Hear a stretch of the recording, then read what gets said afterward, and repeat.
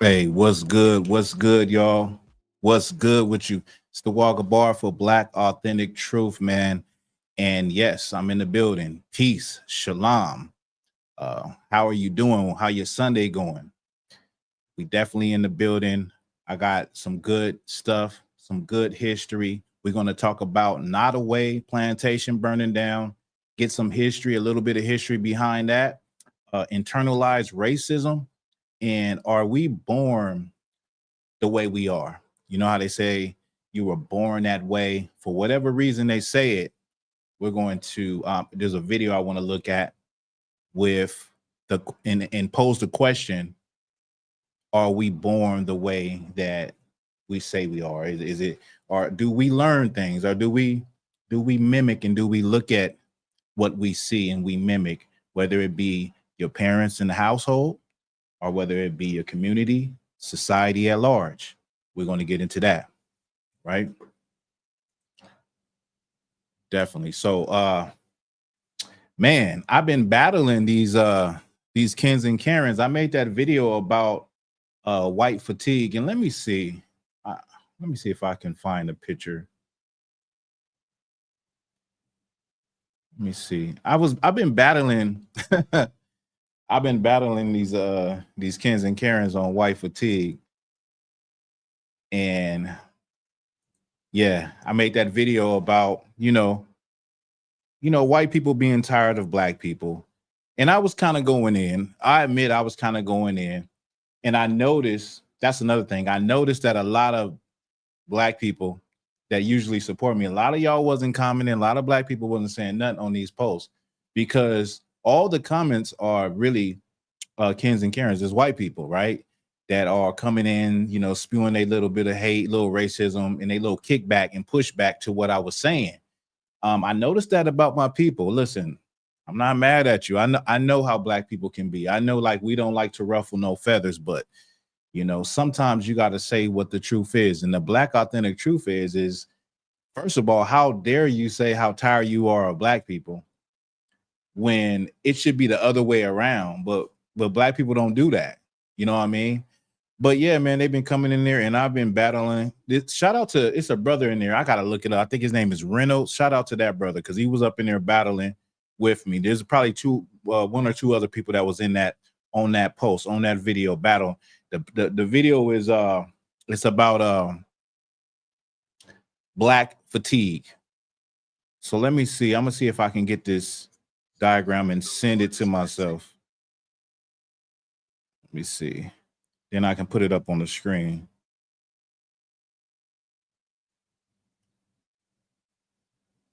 Let's see. Let's see.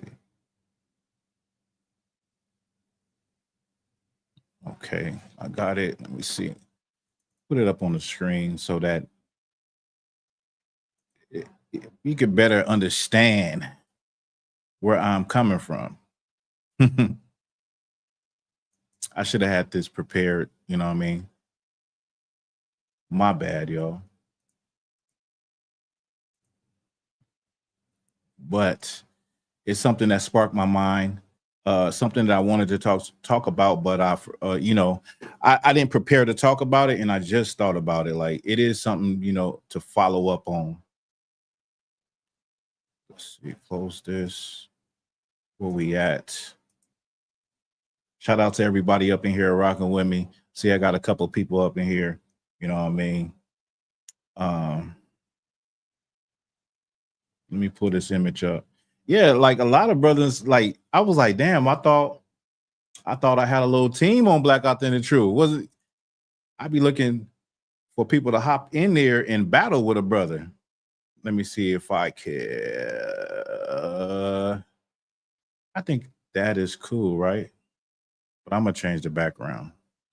Just change it to something brighter. Just change the background like that. Okay, and what about right here? Okay, that's perfect. Um, Black fatigue, right? Now, I guess this is going around. Black fatigue refers to the physical, psychological, and emotional exhaustion resulting from the constant stress of racism, assaults, thefts, murders, and exposure to news and information about injustice and violence by people of color. Ain't that crazy? It's crazy to me. I know a lot of black people, like a lot of our people just sleep. They just sleep. So they could care less. This is absolutely crazy to me. The idea that you're tired of us, like, I want y'all to really think about like black people are some of the most forgiving people. You got to think about the things that have happened in history, right? Think about the things that have happened. Think about the World Trade Towers being attacked. And America went over there and down there destroyed a whole nation of people, right? Over that one attack.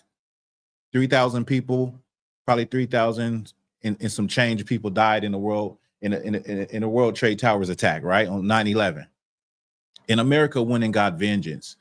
The point I'm making is like everybody seeks to get vengeance for what has happened to them.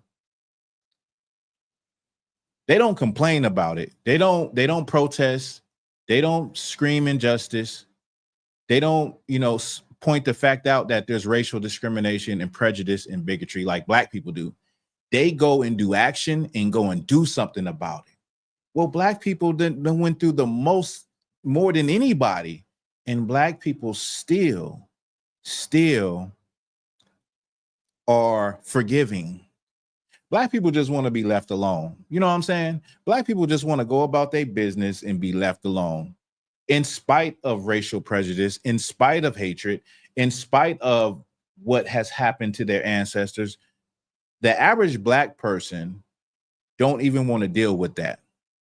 The average black person don't even want to talk about race. They don't want to be put in a confrontational situation with white people.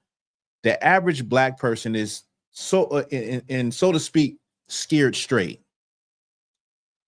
I'm not saying black people are scared because you know what we can do to one another. But when it comes to race relations, anything dealing with race, the average black person don't want to deal with it. And so because of that, by definition, we are the meek. We are the meek. That's a people that are meek. You know what I'm saying? A people that allow another people to oppress them and really don't fight back.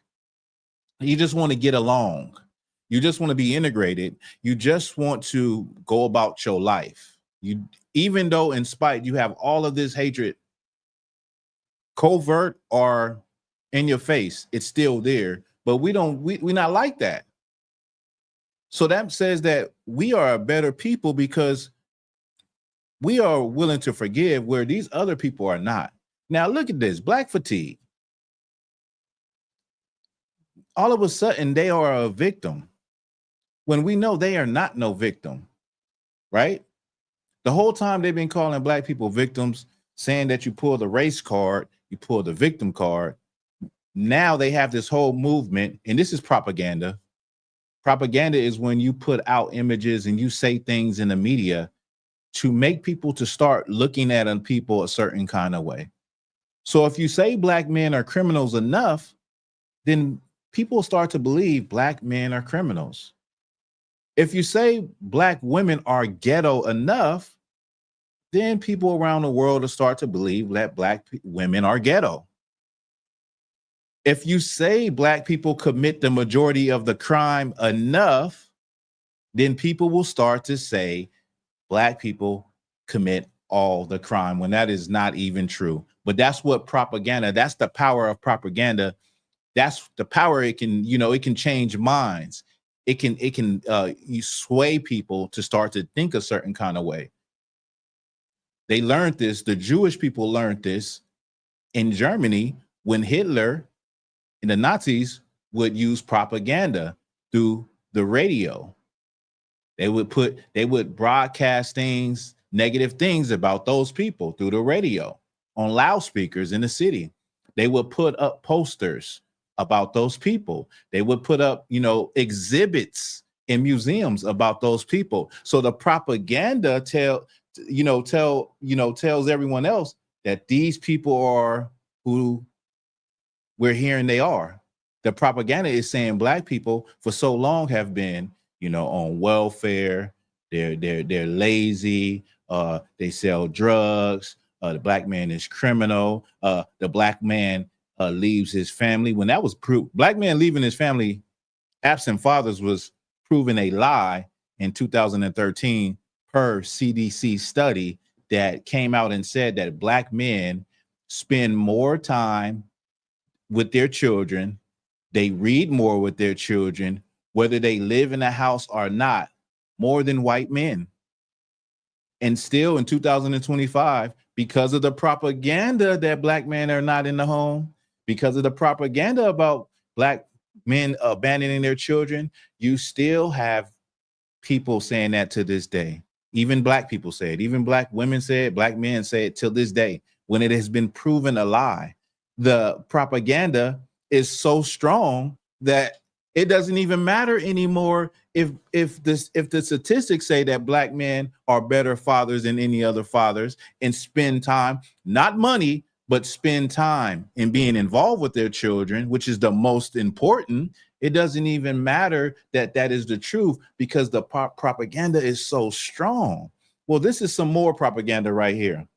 This propaganda is being pushed on black people right now to say that we exhaust these people because of the racism that we have towards them, the assaults, the thefts, the murders, and the information about injustice. Just hearing the information about injustice from white people towards black people exhausts them.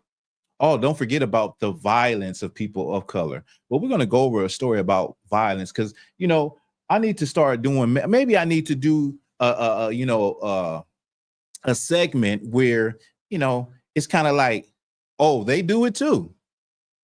And it's all white people committing crime. So people can understand. Maybe I need to spew out a little propaganda, right? Maybe somebody needs to build a channel where all you doing is looking at and reacting to white people committing crimes, being ghetto, stealing, robbing, and murdering. So that somebody could get the message that wait a minute, there's a such thing as white on white crime. I thought it was all about black on black crime. You know what I'm saying? Maybe I should do that. Let me look. Nubian King said, albinos, aka pales, always flip the script when it comes to black peeps. When you speak up to them, they will blame you for their ignorance. I went through this yesterday with a pale male. I stood up to him. That's right. That's right. And another thing you said was black peeps cannot be racist. It's like they have changed the definition of what racism actually means. The definition of racism, it has been changed and it has been broadened to say that if I prefer, let's just say if I say I prefer to only be around black people, it's my preference. Now someone can say that that is racist. If I prefer to only talk about the negative things and educate people on the negative things about the interactions between black people and white people, now somebody can say I'm racist. Whereas the original definition of racism was like an inherent superiority of one race over another race and having the power, right, to use that superiority. So in so many words, you can basically stop somebody from getting a job. You have the power to stop somebody from getting an opportunity. You have the power to stop black people from moving in this part of town. You have the power to say, no, I can't give you this loan. I'm sorry, Mr. Johnson. You don't meet the qualifications. When Mr. Johnson is more qualified than some of the white applicants. So that is real racism. Racism is having the power to say, okay, My children are going to go to schools with new textbooks and all of the updated educational curriculum. Whereas in the black neighborhood, we're cutting funding. So they're using books that their parents used when they were in school. You know what I mean? That's real racism, right? But anyway, man, let me drop this. I just wanted to talk about that. Like, how dare you say you tired of us when, and in reality, black people should voice that opinion, but we should be tired of you. Black people are afraid to voice it, right? And that's another thing I want to say. Like, we got to stop being so damn scared, man. That's the benefit of moving with the Most High. That's the benefit of believing, you know what I'm saying, that anything against, who can be against you if the Lord is with you, right? It's like the fear of man, the fear of your resources being taken, the fear of you losing your job, the fear, God damn, the fear, man. It makes us not say what is right. Like, we're afraid to even say the truth. We'll think it, we'll talk about it behind closed doors, but we have this type of fear, and I understand, but we got to break up out of that, man. You got to speak the truth when it's necessary. You have to speak the truth when it's necessary. Can't be afraid to speak the truth, man. The whole world is afraid to speak the truth, man. Everybody's so, why? Because these people are so sensitive. Man, bunk that. Forget that. You know what I'm saying? It's people, you got to, not be afraid like that. See, in the Israelite School of Universal Practical Knowledge, we breed men. We breed men that don't fear anything but the Most High, you know what I mean? And live righteously. So when you live in righteously, you don't have no reason to fear anyway. I'll give you an example of living righteously. Let's just say the difference between a brother like me and a brother that is selling weed. You smoking weed. You hop in your car and you always have this fear of, okay, am I going to get pulled over? You looking behind your back. You worried about something that is a result of what you do. Whereas I don't have no worries like that. And it's freedom. It's true freedom. You know what I mean? Because I'm not breaking God's laws and I ain't breaking the man's laws. You know what I'm saying? So it's true freedom. I ain't gotta be, damn. What if I get pulled over? What if I go in this place and they smell it and then they do none of that? You know what I mean? We have to come back to being a righteous people again. You know what I mean? Straight up and down. That's the bottom line, man. And none of this stuff, nothing that comes at us could stop us. Let me look at the comments. Let me see. Newman King, you are right. The true meaning of racism, the belief and practice of racial domination, discrimination, degradation, and oppression by pale males and females worldwide. Blacks have accepted to be, yeah, exactly. They have we have accepted it. You know what I mean? And they done changed the definition, like they changed the rules. They moved the goalposts. So that's that part of that critical race theory too. Like you want to take, artifacts out of museums. You want to take Black history out of schools. You want to rewrite history. So now that you don't look like an oppressor no more, you don't look like a descendant of an oppressor anymore. You look like,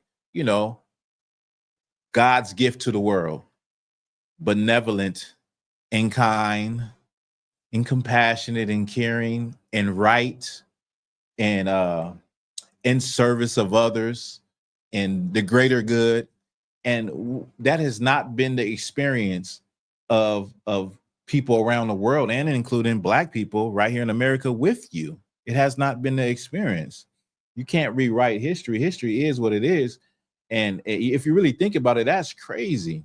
That's like you going back in your history, paying a large sum of money to go to people to say, erase this time period in my life, erase this part when I got arrested, erase all of these things in my life, all of my mistakes, all of the bad things I did, the evil things I did. You know what I mean? So I don't have to be accountable. I can walk around with my head high. I done unalive some people and they buried somewhere in the forest, but no one's ever gonna know about that, what I did. So I can walk around and tell other people what to do and what they should do and keep my head high when I do it.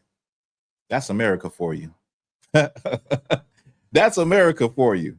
You know what I mean? But anyway, man, let me get into this video. Let me get this first video so we can move along. All right. This first video. Where are we at?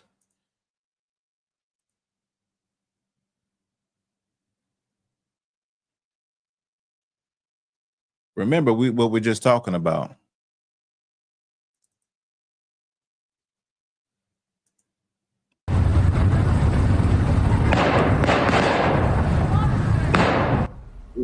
Gunfire in a packed north. Did you see that? This is the Vegas shooting, right? The Vegas shooting just happened a few days ago in Vegas at a gym. And and my mind thought, I just want to see who was the perpetrator.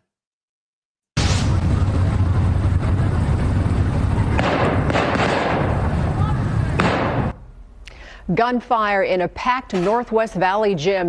Before it gets into it, the perpetrator was a white male, a middle-aged white male. Okay. He wasn't black. Sending people scrambling for survival, leaving 2 dead and others injured. Good evening. I'm Denise Valdez. We have team coverage for you tonight. 8 News Now anchor Sasha Loftus standing by live near the gym at Rainbow near Lake Mead. But first, let me. Story gym tonight, a crime scene. Minutes after the gunman opened fire inside, police encountered him at the entrance. They shoot him several times, you'll see, and we'll see it from a couple different angles, as well as witnesses' reaction. Did you see that? Like, why did he think that he could actually run out of the front of the door through the police and actually make it somewhere? After he done, I don't know how many people he shot. I think it'll get to that, but I think he shot a few people, right? He unalive too. But why did he think that? Why did he think he could run up out of there like that? Why did he think he could run up out of there? When they realized a man was caught in the crossfire.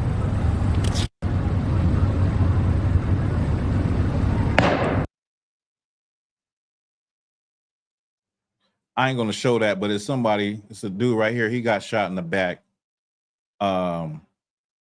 There was one with a brother. Okay, it's an interview with this brother. Santana says he saw police open fire and hit the shooter. The gunman came out. I saw it all.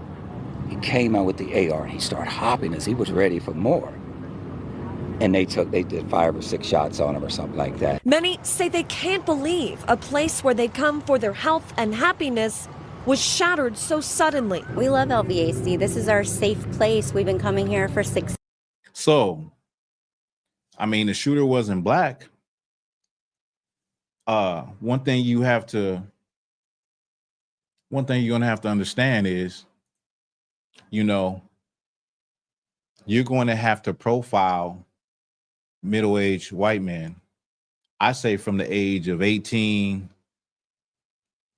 man, I'll say from the age of 13 to the age of 60 when you're in a public place. Right?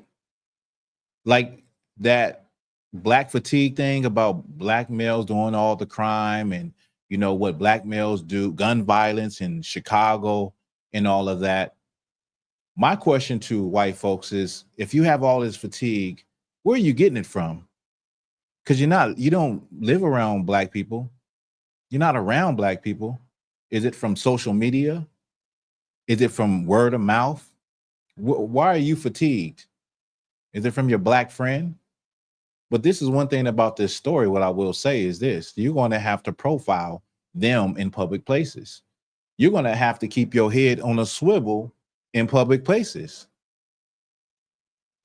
We're talking about malls, schools. What else? Give me some. Put some in the comments. The gym. Can you imagine working out in a gym and somebody shoot you in the back? Could you imagine that? That's crazy.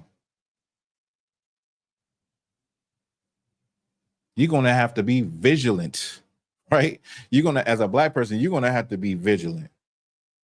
Listen, we're not the people that need to be profiled. It's a small demographic out of black people that commit violent crimes. We're not the people that's going around hurting everyone. This is one thing, like when they talk about, hey, car wash, yeah, you going everywhere you at.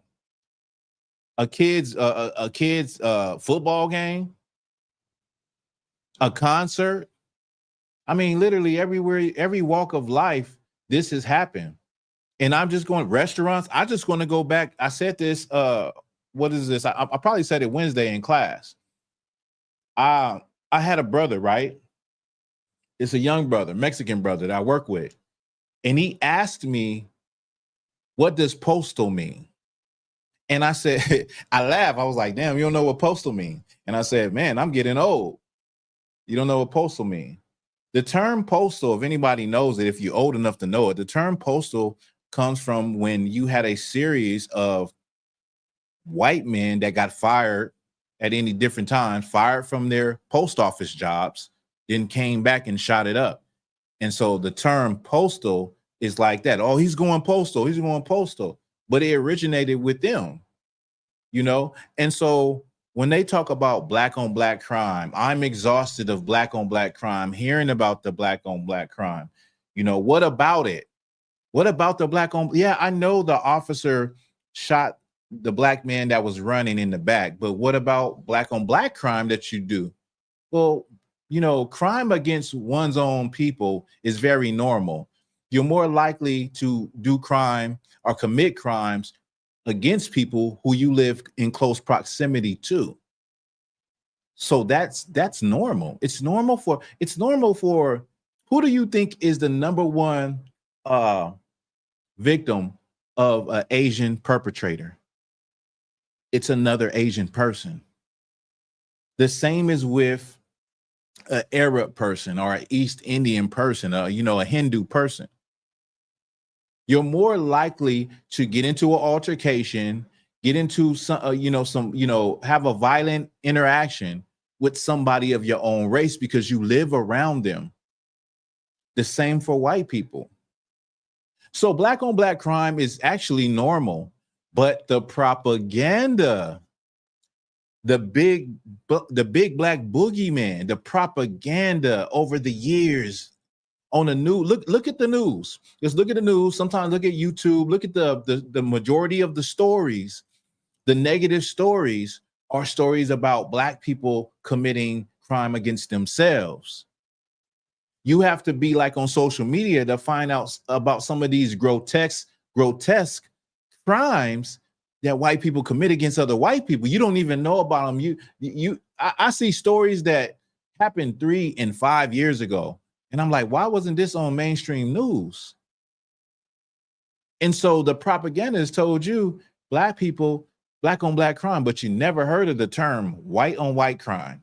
You never heard of the term Asian on Asian crime. You never heard of the term Arab on Arab crime. The Arab on Arab crime rate is crazy.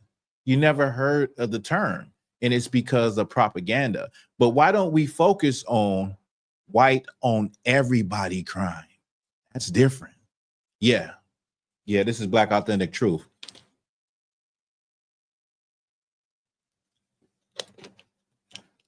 It's black and authentic, and you know it's the damn truth.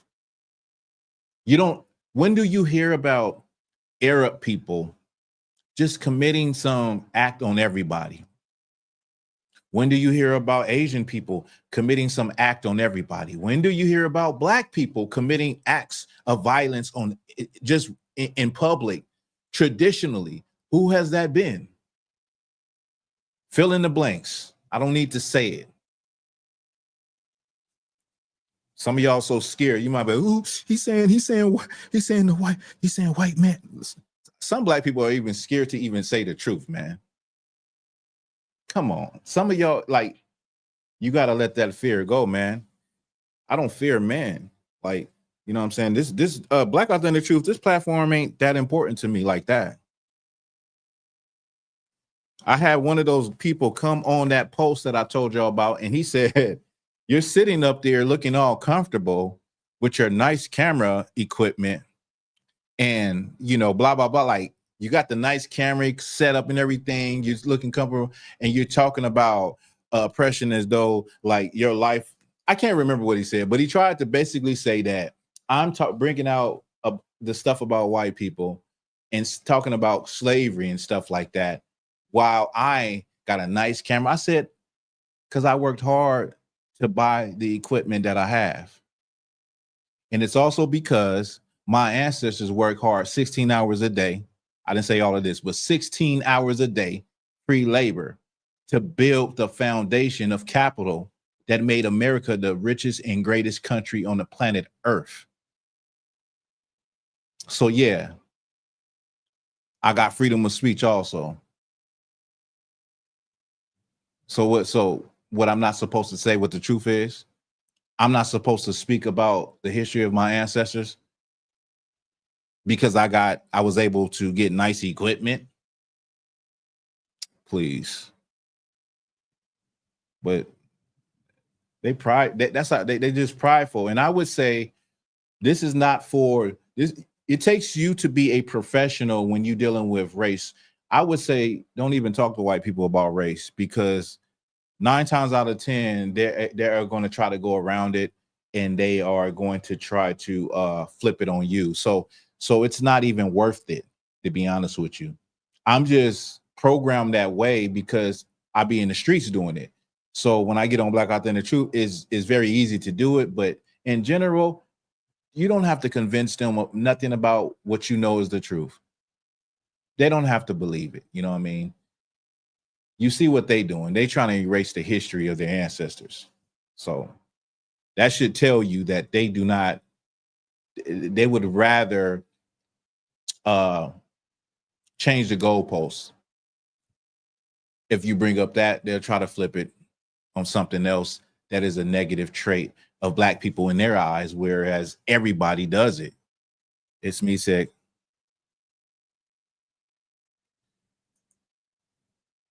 You said, come to Sweden, France, Germany, UK, and found out the Arab crimes is uncountable. I mean, I understand there's some truth into that, but there's some truth into every place where you go, every country has a class that is disenfranchised and you could say are discriminated against. And usually where there's a lack of resources and poverty, crime is not very far away. That's not has to do with nobody's color. That just has to do with economics. Crime is intimately connected to poverty. Where people have resources, where people have good education, where people have a decent life, you don't find crime like that.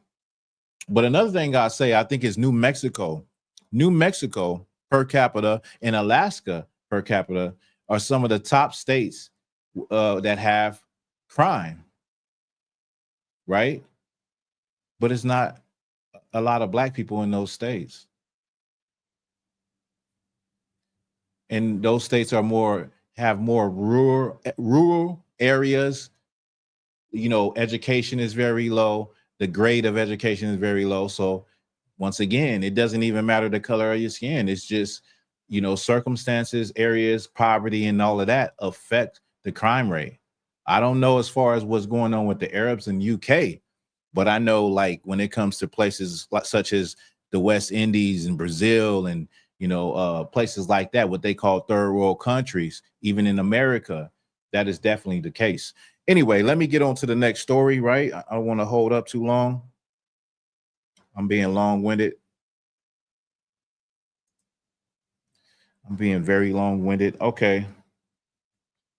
I want to talk a little bit. I guess I'll hold that one.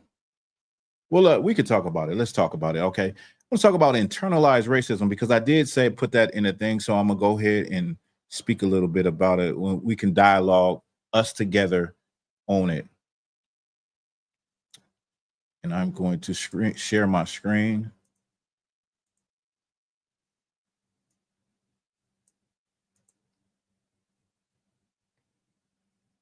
So just a quick definition. We just need a quick definition of internal racism. And I'm sure that every Black person will understand this, that they have seen this, they experienced it, or maybe it's you. Okay.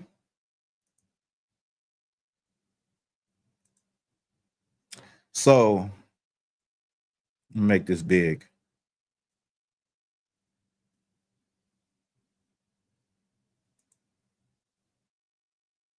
So this is just a quick overview of internalized racism. So what is internalized racism? Internalized racism refers to the acceptance and internalization of negative stereotypes, beliefs, and biases about one's own racial group by members of that group.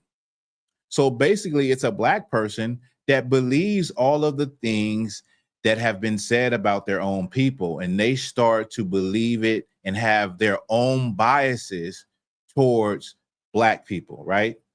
It is rooted in systematic racism. Internalized racism is a direct consequence of systematic racism, which creates a power imbalance that perpetuates negative narratives about certain racial groups.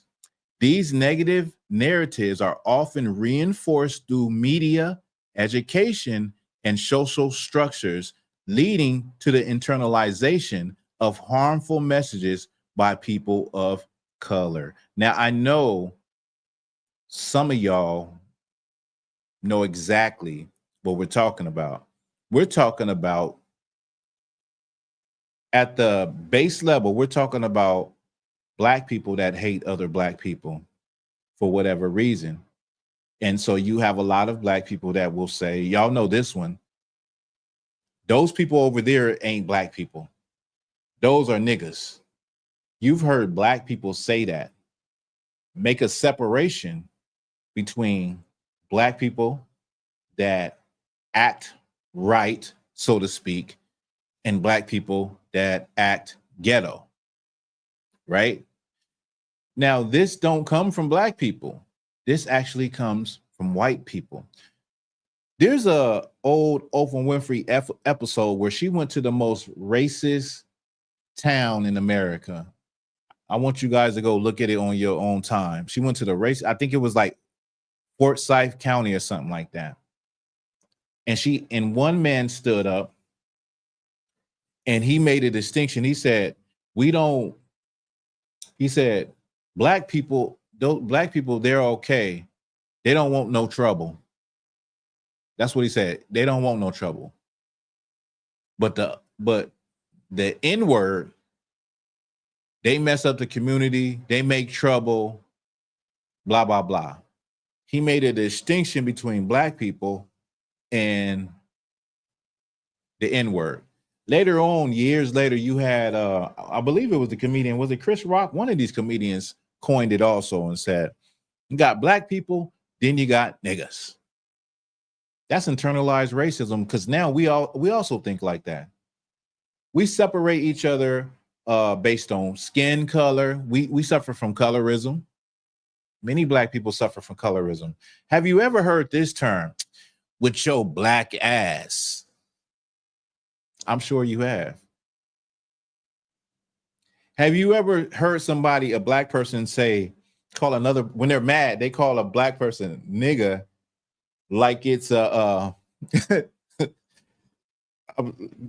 call a Black person nigga with all the bass in their body, like it's a cuss word.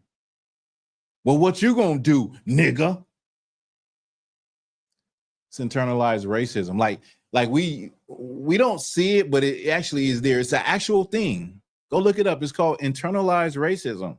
Like, so we look at each other and all of the negative things that they said about us, now we have believed them, and now we look at our own people like that. Ain't that crazy? That's how powerful oppression is. That's how powerful racial stereotypes are and were. That's powerful. That's crazy, right? Nubian King said, Right. According to Department of Justice, pales commit more crimes than all races combined. Get the book, The Color of Crime by Karen Russell Brown. Pale females commit over 70% of retail theft. Man, that's interesting. And I have a personal experience with that. Them ignoring Karen's stealing in a department store. But when you talk about the crime, yes, one of the things that they say black people commit the most crimes. And they base that on the fact that black people are arrested and convicted more than anyone. The problem with that is this. You can't say that black people commit all the crimes because arrests and convictions don't equal crimes. I'm gonna say that again. Arrest and convictions don't equal crimes, meaning a lot of crimes are going on in the city. Many of them crimes, they never catch anyone for those crimes. They don't know who's committing those crimes. So it's not an accurate number. So you can't say black people doing all the crimes because there are other people that are doing these crimes. Right? Excuse me. So another statistic is that black people are overwhelmingly exonerated for crimes they didn't commit. So the talking point that black people commit all these crimes, it's just a racial, bigot, stereotypical talking point. It's not, it doesn't rest in any truth. At least not by the statistics. Okay. So we talked about that. Now I want to get Muhammad Ali. Let me stop that.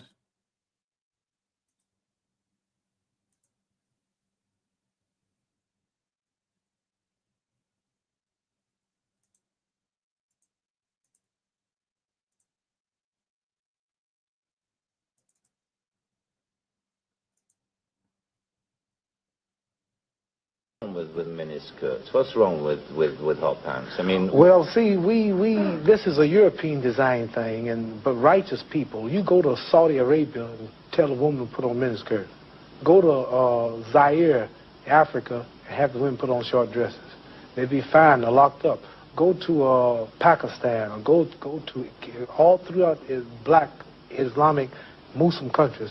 Number one, I have a wife and she's walking around with a skirt up to here.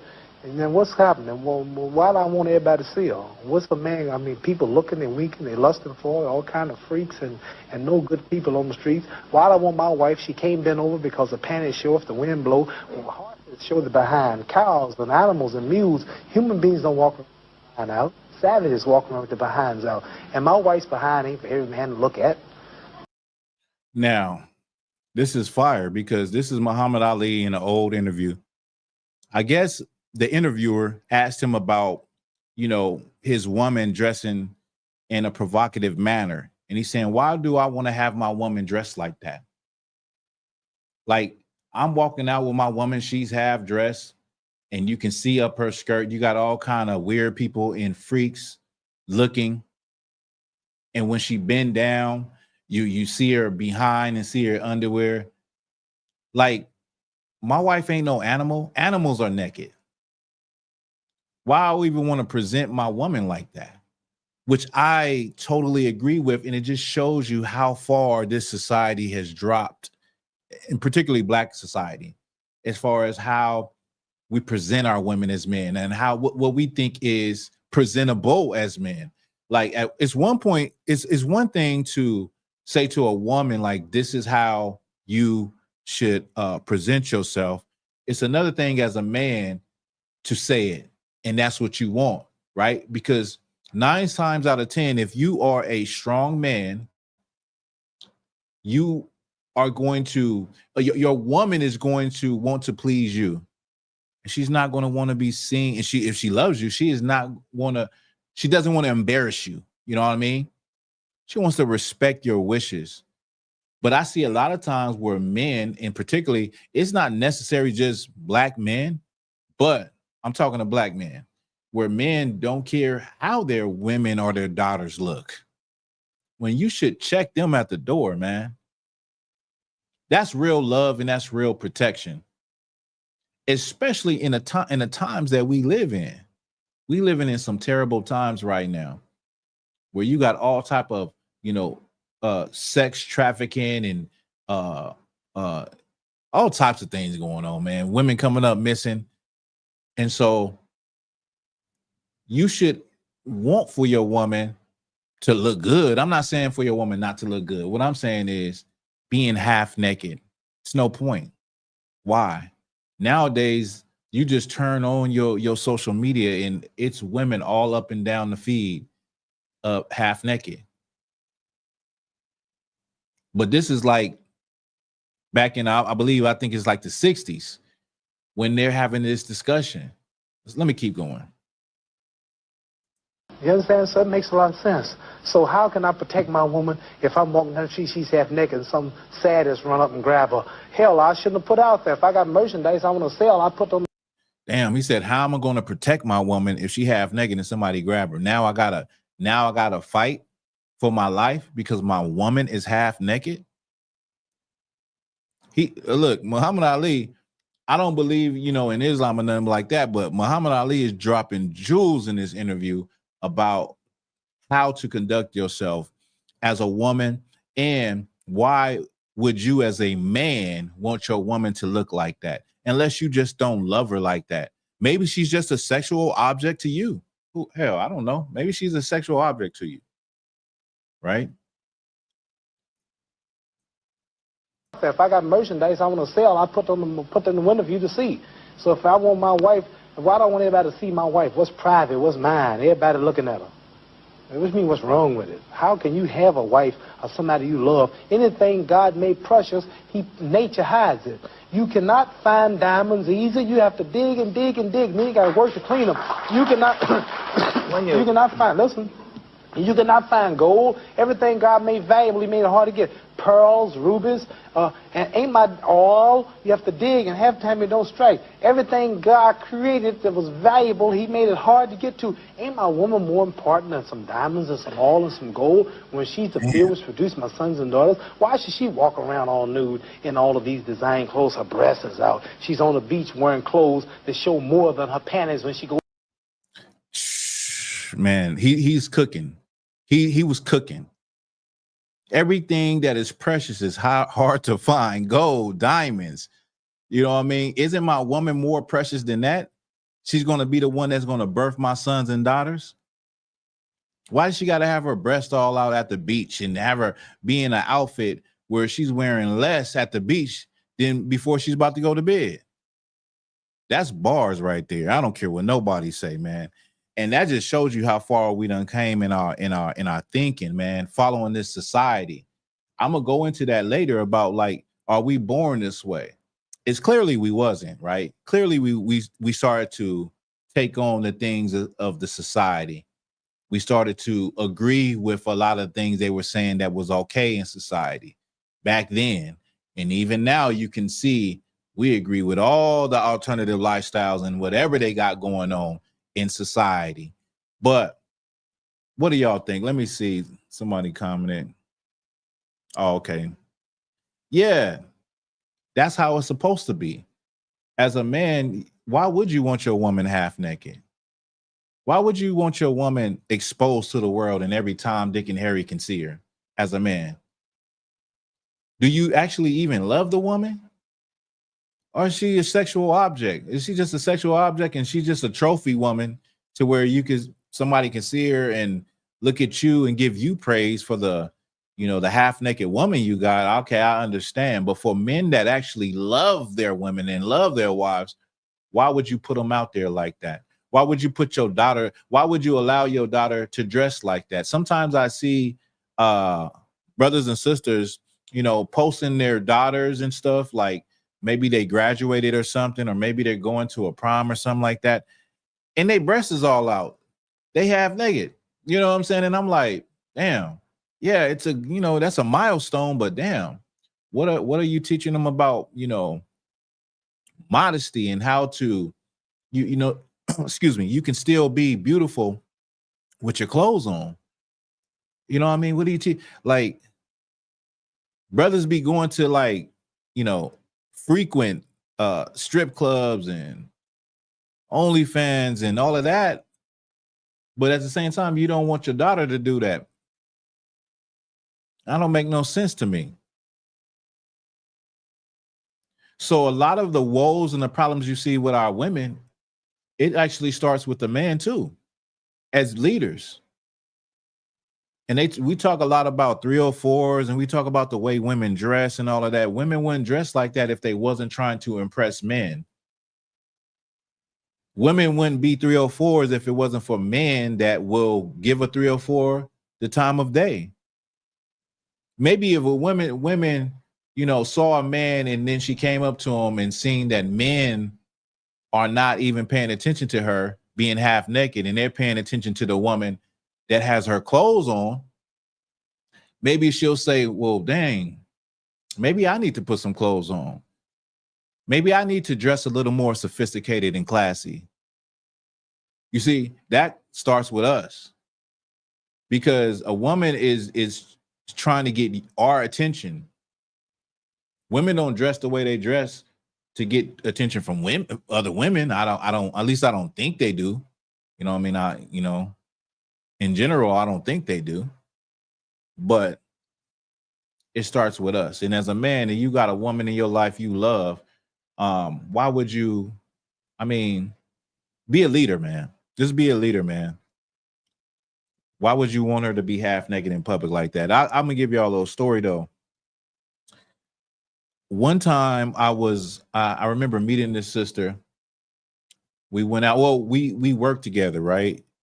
And we went out somewhere. We went to like someplace. Anyway, when we finally met up, she had on like a sports jacket, right? Like a sports jacket, but a blouse under it, like a tight blouse. But the blouse was like showing all her cleavage, and what you call it? We call it the front butt. It was like all from up here all the way down here. And I'm looking because it was displeasing. I'm looking like, bruh. And she's like, what? Like it's too low. I was like, yeah, look, yeah, looks a little too low. And she simply fixed her shirt to where it wasn't showing any cleavage. And I was like, damn, that was simple by just, letting it be known. I think that it should be up higher. The point is that women do feel shame. They do feel shame. They do get the point.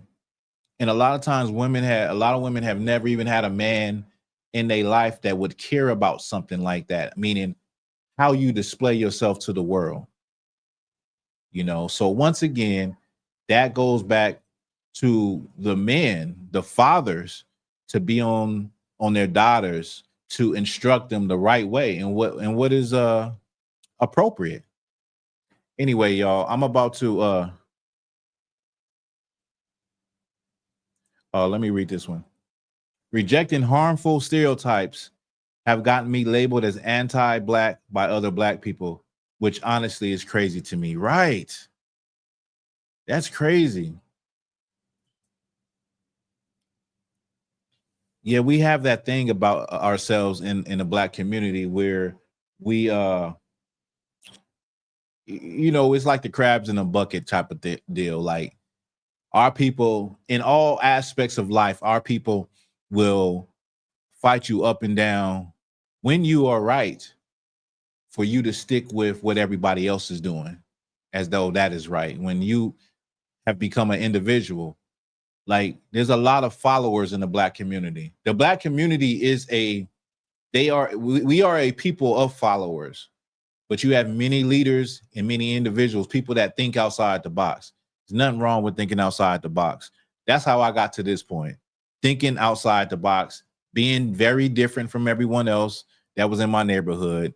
And it got me to the point where, I was able to change my behaviors and eventually change my life. You know what I mean? From following the crowd.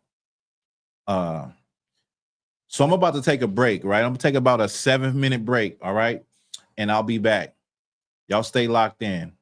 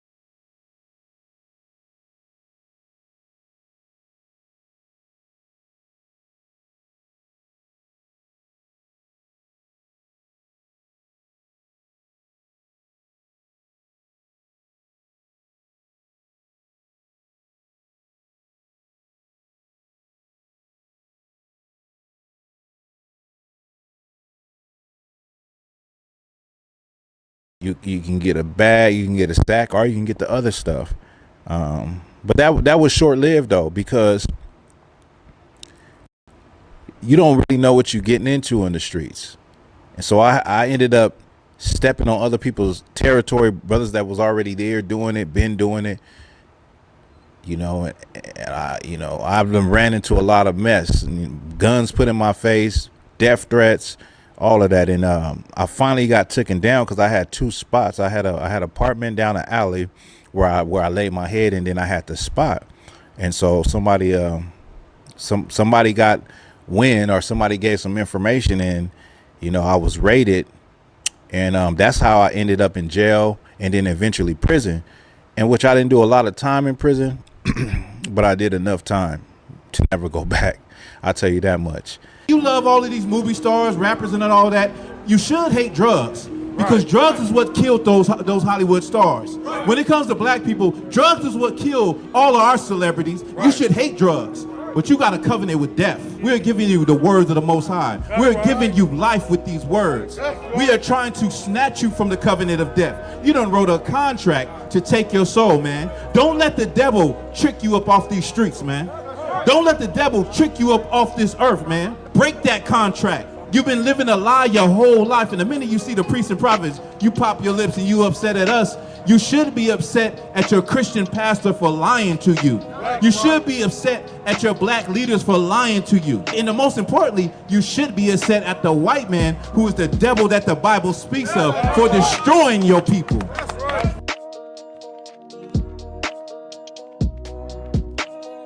Hey, Shalom Israel, this is Priest and Officer Walker Bar. We here at the food drive, once again under Commander Jenny Yohana. We giving upwards of 1,000 pounds of food. We giving clothes. The brothers and sisters, we all out here, just serving the community.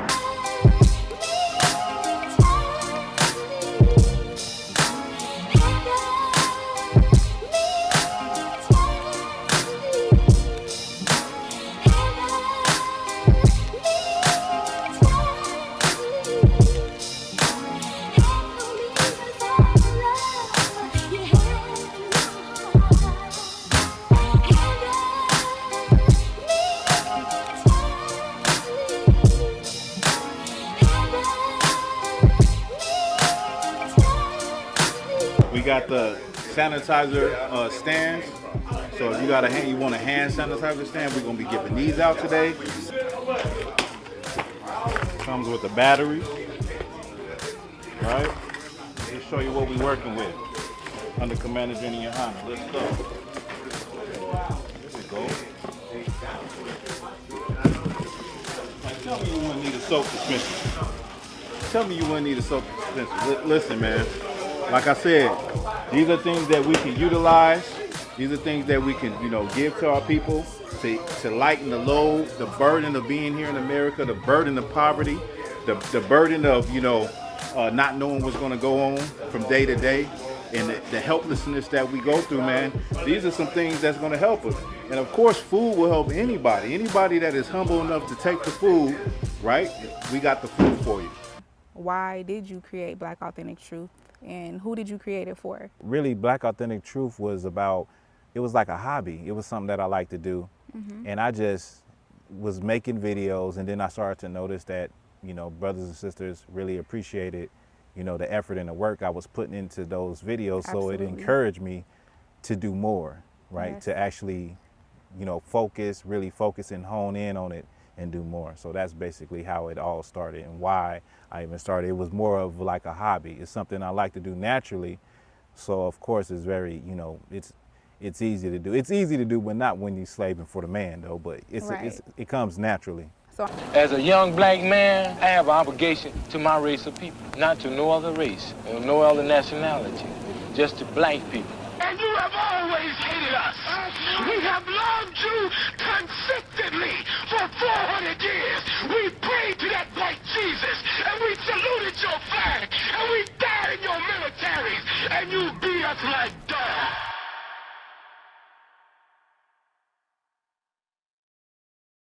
The condensate that comes over is actually oils, right? And those oils are collected on one side of the machine, but then some of these vapors never turn back into oil. The rest of those vapors, well, they end up getting compressed, and then they end up being compressed into a natural gas alternative, because once again, this is breaking down the plastic to the basic petroleum building blocks. So that includes the liquid oils, the gaseous fuels.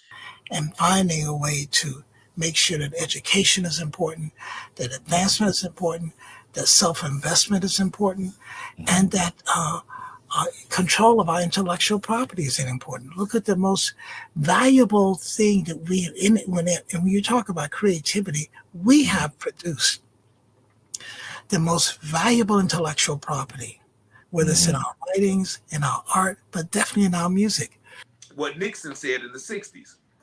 A Nixon representative says, look, we knew that substances weren't the biggest problem in America. We knew that, and we knew that blacks didn't use substances more than other people. But by associating blacks with substances and criminality, then we can justify going into their communities and locking them up. The crazy stories, Jacob was called Yaku, and he was a big-headed scientist that created the white man in a laboratory. I've heard that. I'm sure you heard many of those type of stories. Those stories came out of Black Islam. And so Black people as a whole became anti-Jewish, anti-being a Jew, not knowing that they were the Jews.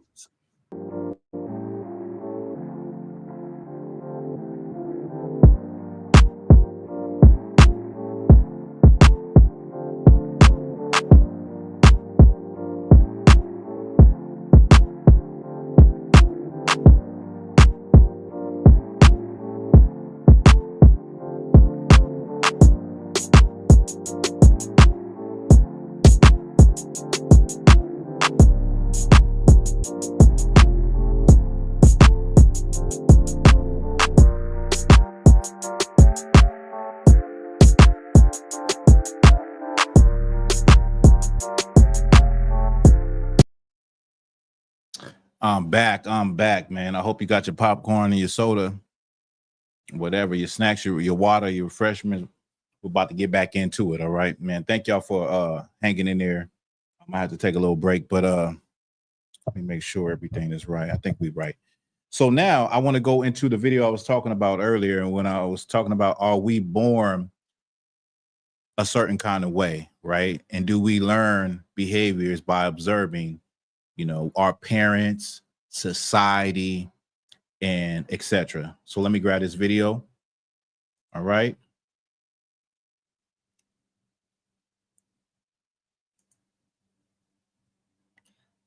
I think I'm going to.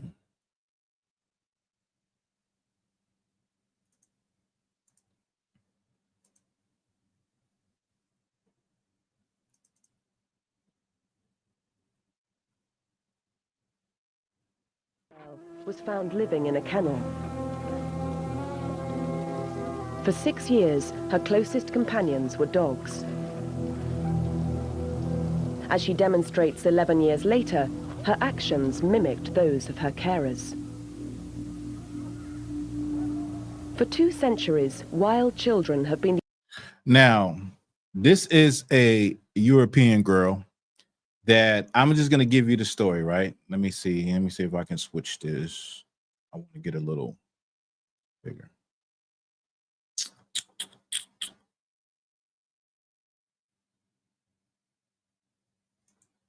So I'm going to give you the story, okay?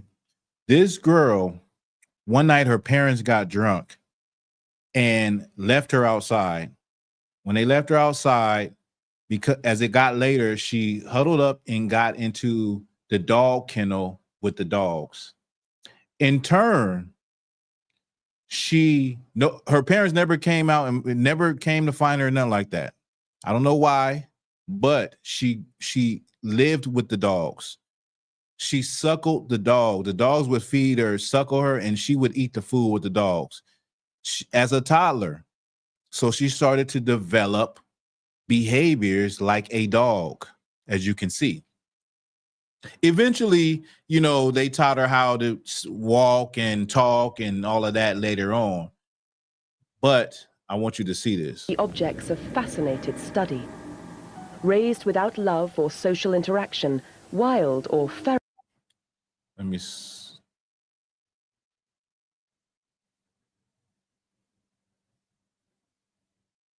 We're dealing with. The case of Oksana Malaya is a key illustration of these issues. The facts behind her story are few. Nonetheless, Oksana and other children like her have lessons for human development. Pose the question. I gotta stop, man. Hey.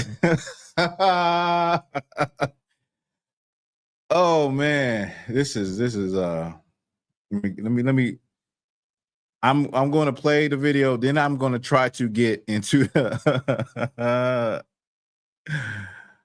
oh man, is a key illustration of these issues. The facts behind her story are few. Nonetheless, Oksana and other... Now, on a serious note, now we're going to get into it, right?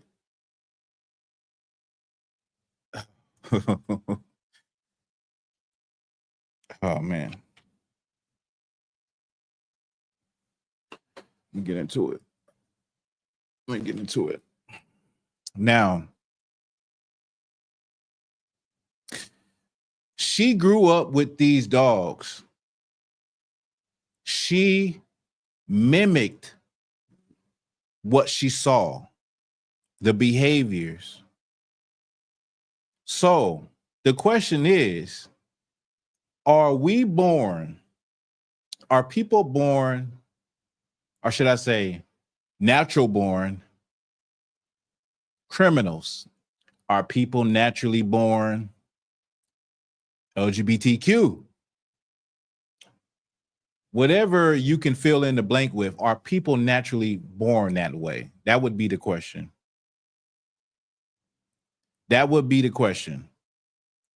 And I just want to see if anybody is going to answer the question. Like it's not a right or wrong answer, but I just want to see some responses for brothers and sisters. Are people born that way? Are people born the way they're born? Or do we see what we see? Whether it's do we observe what we observe from a toddler up? Whether it's a dog or whether it's a person, observe and then do those things. Right? That was kind of funny though. I ain't gonna even lie. I didn't know that it was gonna be that funny. I didn't watch the whole video. I read about it and I said, let me get this video and it'll be something good to talk about. But that was actually hella funny. But as I said before, the girl later on was taught to walk regular, communicate, speak, and all of that. So I'm gonna go in. All right. So this just shows you that the things that you do in front of your children, they will do. Number one. Number two, on the bigger scale, Black people have followed this society. The things that this society, whether it be American, European, or just world-wise, has said, the things that society has said, it's okay to do, it's normal. Even though, you know, you might have some reservations of it and it might go against your beliefs or it might go against your morals, people still follow it. They observe it. People mimic what they see. Children mimic what they have seen. The proof is right here with this girl. She full out a damn canine, barking, wagging the tail, breathing fast, putting her head underwater, shaking it out like a dog. It goes to show you that the things that they said that you can be born like are not true. It comes from observation. So when it comes to those alternative lifestyles, that comes from observation. Think about all of the messages that they're sending children today about, being a transmission, about, alternative lifestyles. That is being forced on the children. So eventually those children are going to grow up to think it's okay. When I was coming up, let me see. Renee said, no, we observe and mimic what we see. Sister Barath, I would say, we know that from the womb, the white man was born evil, but no, I think we do what we see. We do what we see. Now, I can tell you from my point of view, my perspective, in a time period from like 2007 to now, right? Because I can remember it clearly. And it was a time where, when it came to the Black community, you really didn't see like LGBTQ alternative lifestyle people in the Black community, like on a flamboyant level. You didn't see it. But as time went on, you started to see Black people come out like that. Even from my whole life, I'll say this.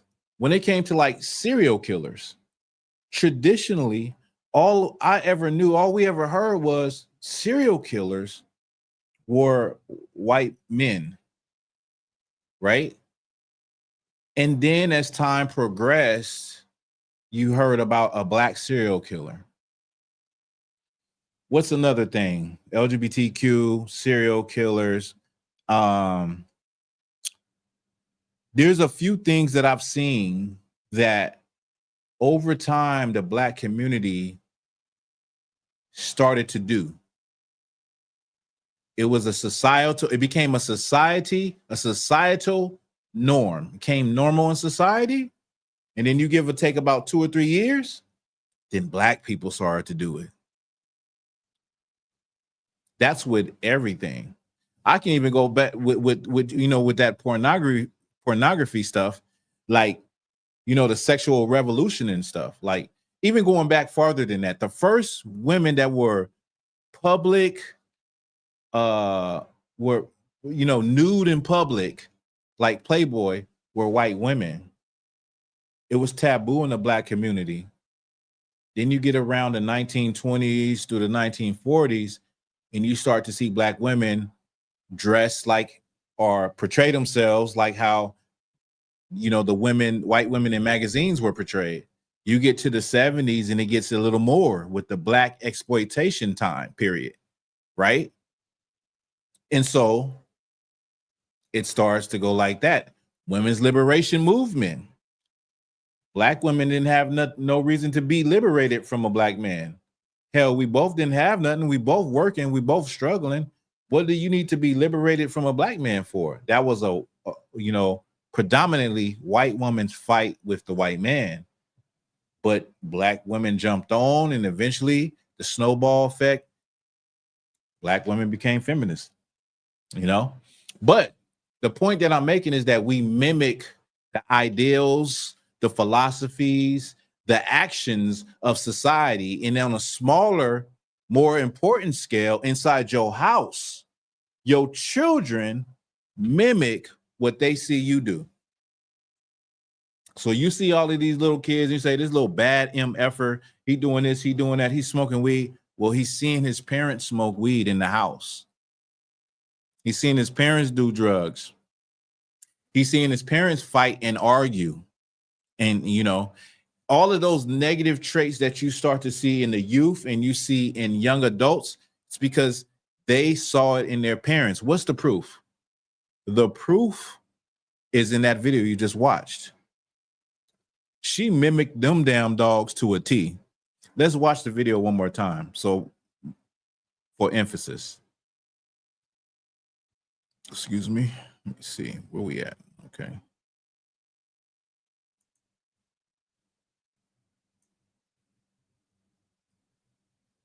Let's see if I can find.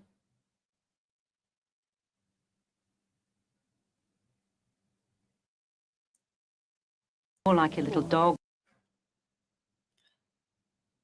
than a human child. First of all, she couldn't speak, or she could hardly speak. And actually the purpose of speaking, well, she didn't think it was necessary to speak at all.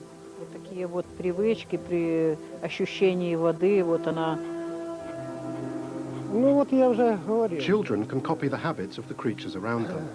If those creatures are human beings, they become like human beings. But as you know, she was surrounded by dogs, so she became more like a dog than a human being.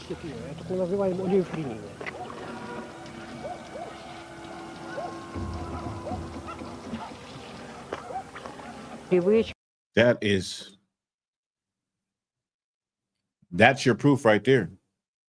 Right? That's your proof. She became like a dog. Children mimic human beings, but if you put them around a bear and they grow up with the wolves, they're going to mimic that too. The point is that people mimic what they see. Children mimic what they see, and then even adults mimic what they see. Okay.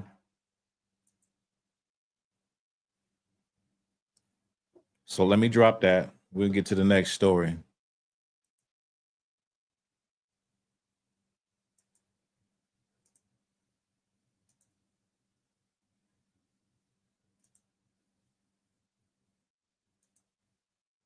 Got two more, well, kind of like three, but two more stories. And then we'll be up out of here.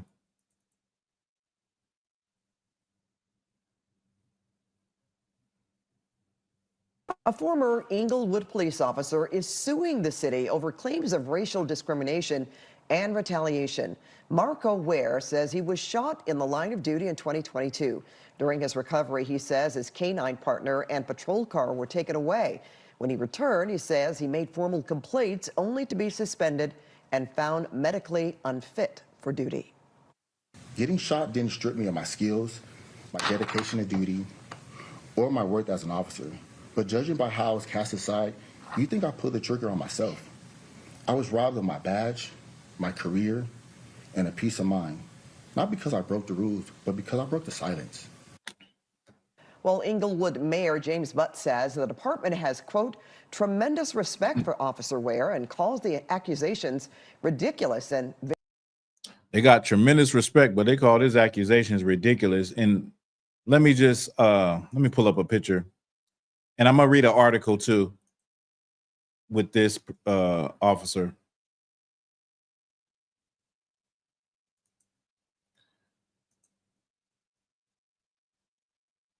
Now, this is a former Inglewood police officer. His name is Marco Ware. Now, y'all remember when I just went in about police officers with the Tyree Nichols situation. Tyree Nichols situation, where the three cops were acquitted for beating the life out of Tyree Nichols. And I was speaking on how it doesn't matter what color you are, whether you red, white, blue, or purple. When you put on the uniform, you put on the culture of law enforcement. Therefore, you are more likely, you're still likely to hurt a black person, because the culture of policing comes from the patty rollers. The culture of policing is it's embedded in oppressing and policing black people. So no matter who you are, even if you're a black person, even if you're a black person that goes into it with like, I want to go in the inside to help change my community, you still end up getting caught up into the culture. You can't fight the culture. And so here you have a brother that is a crime fighter. He is, someone that was in the military. He gets into law enforcement. And this video didn't actually say everything that he alleges. So that's why I'm going to read the article. All right. So I'm going to just read the article. This article is from Our Weekly Los Angeles. It says that a black former Inglewood police officer sued the city for racial discrimination on Monday, alleging he was forced out of the department because of his race and given alternative job options for which he was not qualified. Marco Ware's Los Angeles Superior Court lawsuit also alleges retaliation, failure to prevent retaliation, and discrimination, and failure to provide accommodations. He seeks unspecified damages for lost wages and emotional distress. It says that in the story, it tells you he got shot. His canine was taken and his vehicle was taken. But this is some other things that he said. After his grievance that he filed was rejected by the police chief, he took his case to Human Resources. This discrimination is openly practiced and has gone unchecked for many years, the suit states. Ware also complained about the chief's personal license plate that reads GRNMSTA, which stands for Grand Master, which the plaintiff believed implied Grand Master, a term sometimes connected to the Ku Klux Klan. Okay. So let me show you. Let me get this picture real quick and get another picture of this brother.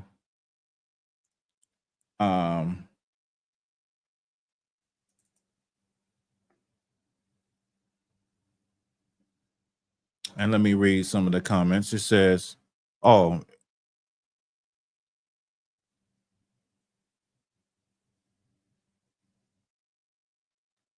I don't even know. L something. Come to the asylum. We are live. Steve Billings Asylum. Or are you too afraid? Listen, if you wanted me to come to your panel, you could have asked me like a man. But you come on the live stream like a child. And so when you don't show any respect, you don't get no fucking respect. Excuse me, audience, for the curse words. So we just gonna move him. He's done. All right. Now this is the officer, right? Upstanding officer, black man that went into the military. Now he's in the LAPD or, the Inglewood police. And, he's being he's doing what he's supposed to be doing. He's being that example, that shining example. Let me get another picture for y'all so y'all can really understand this brother's qualifications.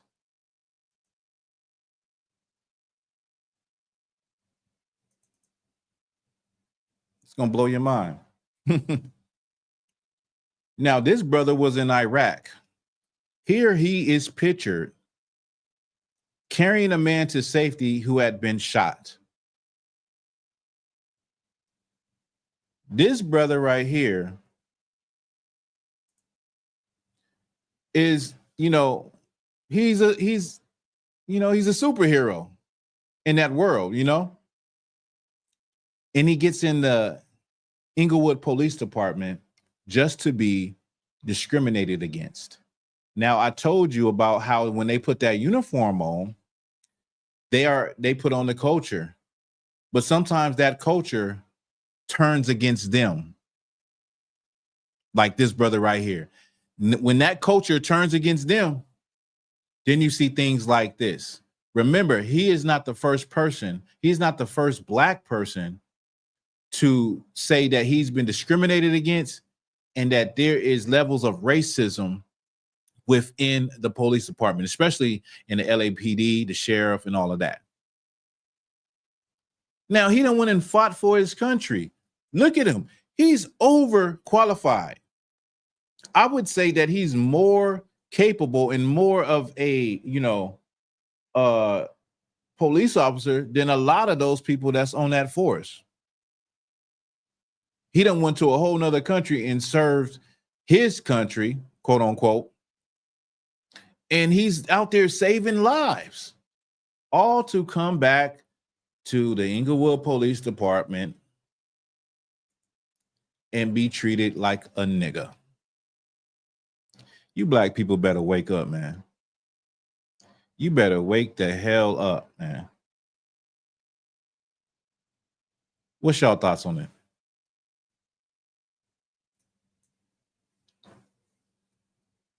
What's your thoughts on it?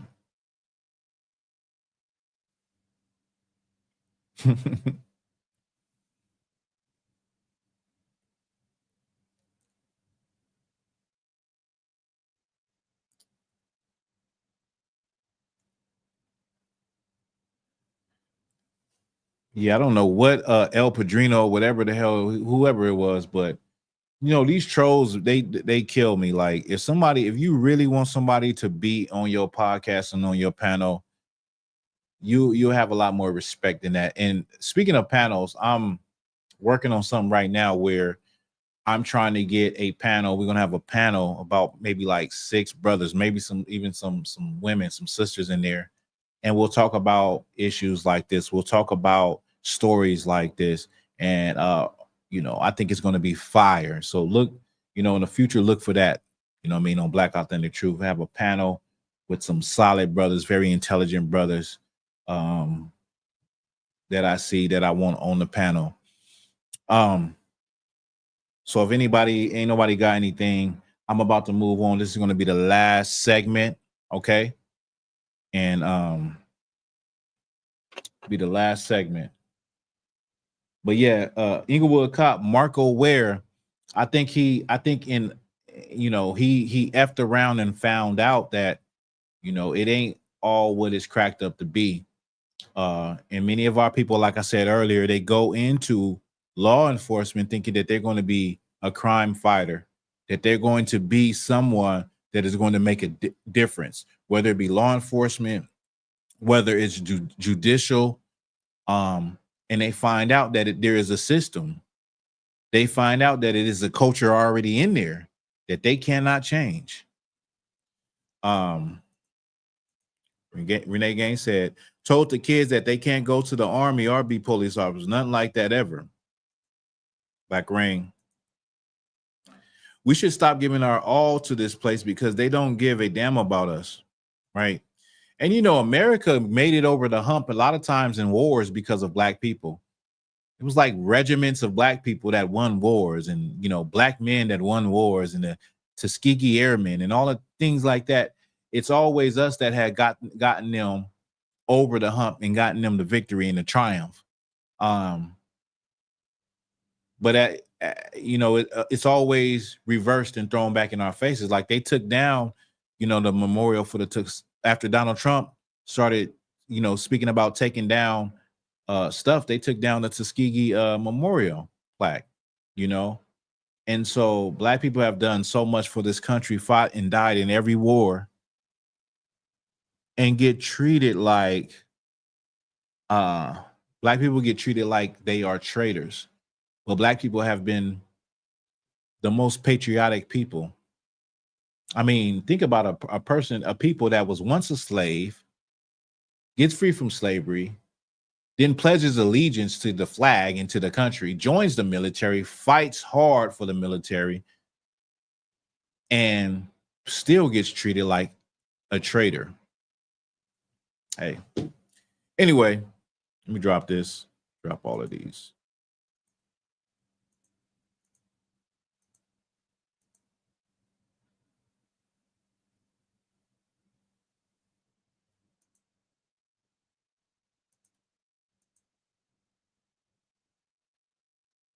Brother became a cop. Yeah, Black Rain. I know of people who are law enforcement. You know, it's just a different dynamic. Like, and I can imagine the feeling that you feel as a Black man, a Latino man, somebody that comes from a background of minority background. How great you feel, but I feel like you just gotta look at the big picture.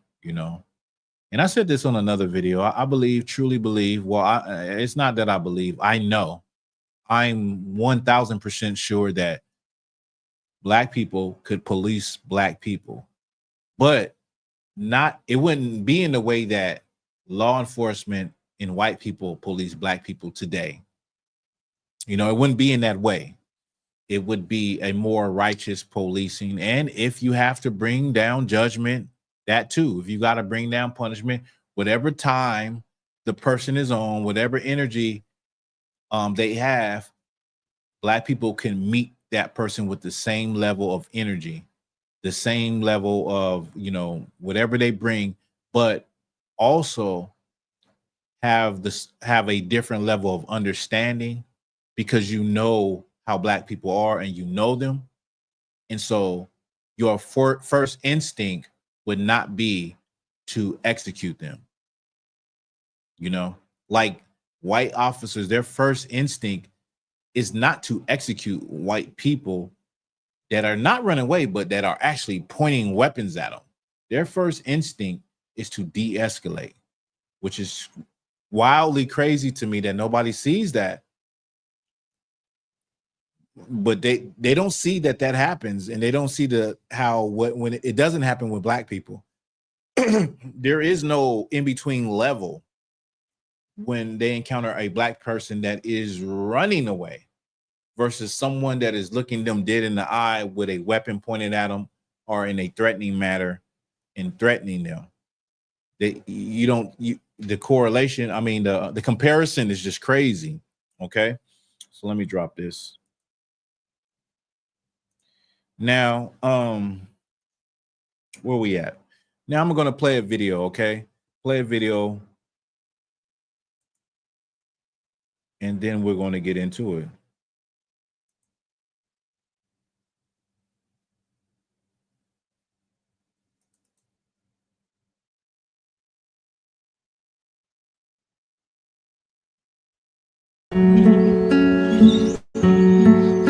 For 150 years, the morning sun has been warming the white-painted columns of this River Road mansion. At the time this grand home was built, these third-floor windows were probably the first ones in the area to catch the daylight.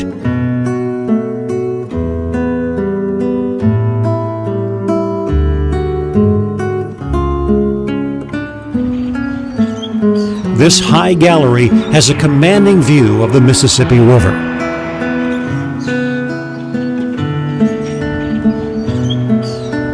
John Randolph, a wealthy cotton and sugarcane farmer, built this plantation home with his wife Emily near the present-day town of White Castle.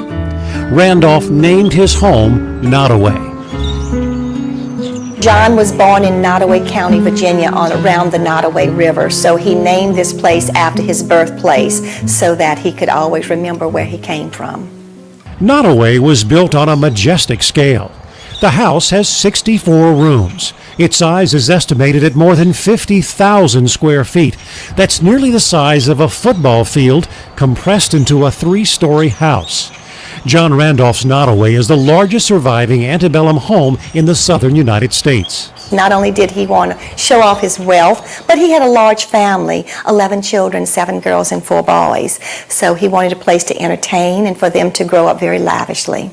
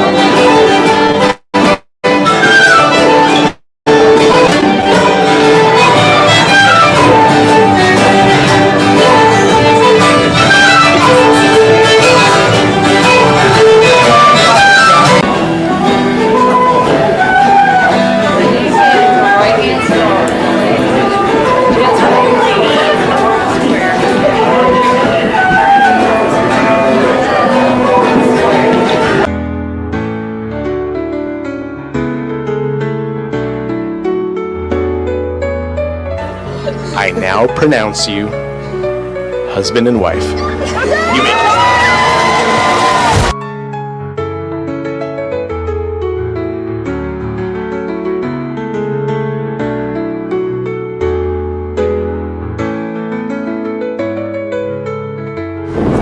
Fire took a serious toll on the Nottoway Plantation house. The day after a fire destroyed the Nottoway Plantation house, how the fire started remains under investigation. It's a day that we were always afraid of.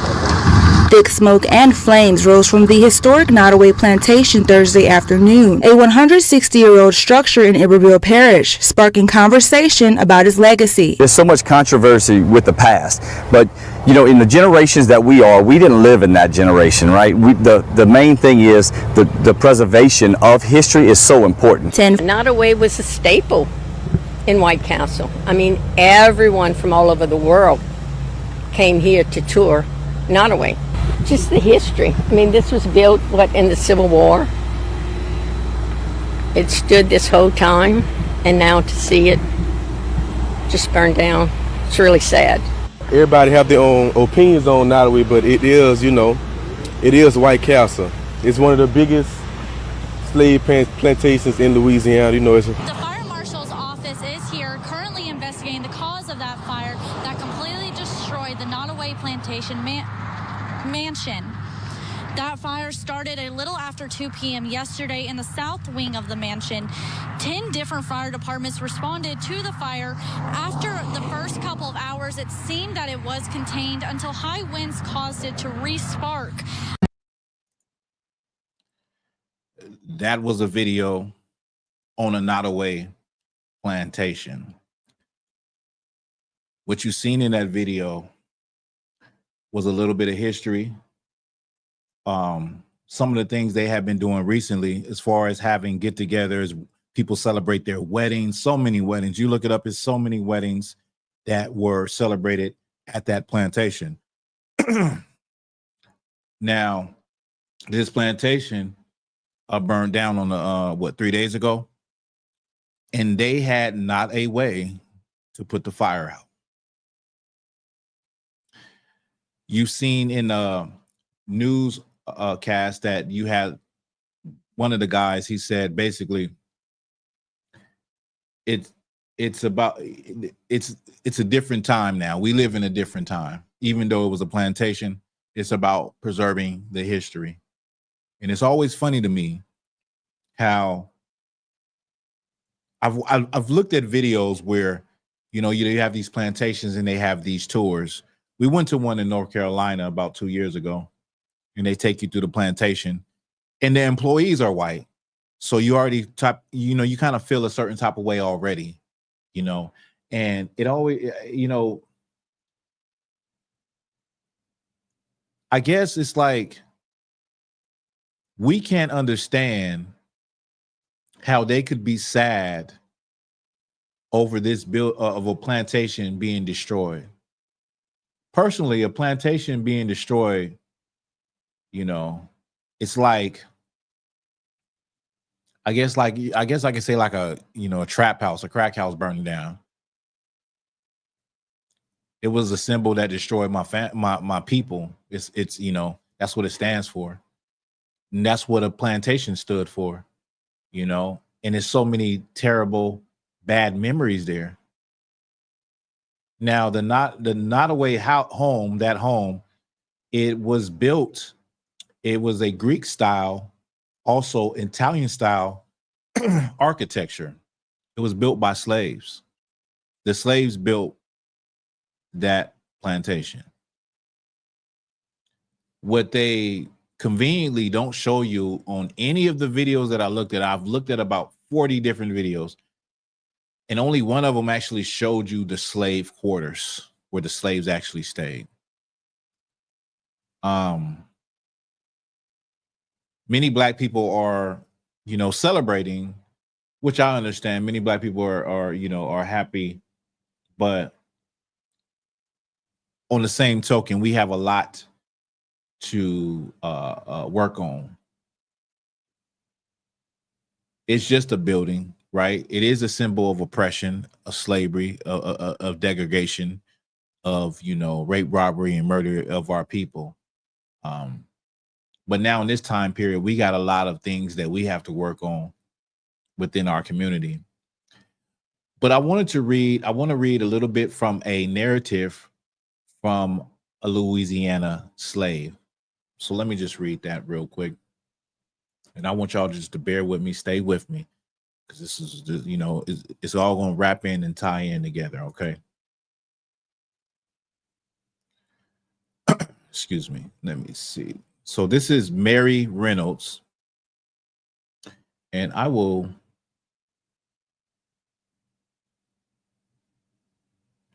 let me share the screen.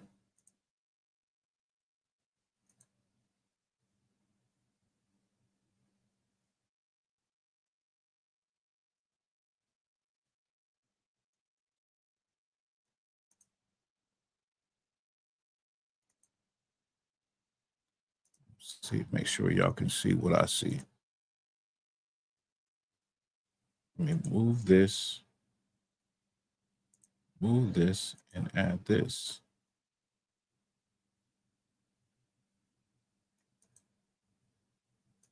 So this is the narrative of Mary Reynolds, enslaved in Louisiana, 1832 to 1865, right? And I'm gonna read an excerpt from her story. Let me see where I was at.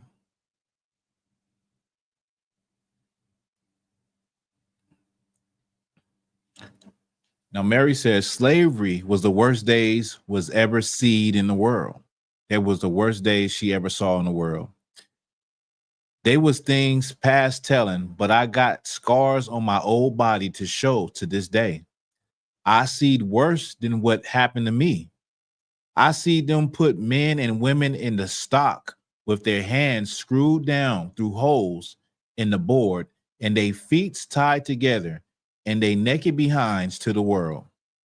Solomon, the overseer, beat them with a big whip, and Massa looked on. The niggas better not stop in the fields when they hear them yelling. They cut the flesh most to the bones, and some they was when they taken them out of the stock and put them in the beds, they never got up again. Meaning after getting a beating and getting a whipping, they died. The conch shell, I mean, a conch shell is like a shell you blow. The conch shell blowed afore or before daylight, and all hands better get out and roll call, or Solomon bust down the door and get them out. It was work hard, get beaten, and half fed. They brung the victuals and water to the fields on a slide pulled by an old mule. Plenty times there was only half a barrel of water, and it's stale and hot for all us niggas on the hottest days. Mostly we ate pickled pork and cornbread and peas and beans and taters.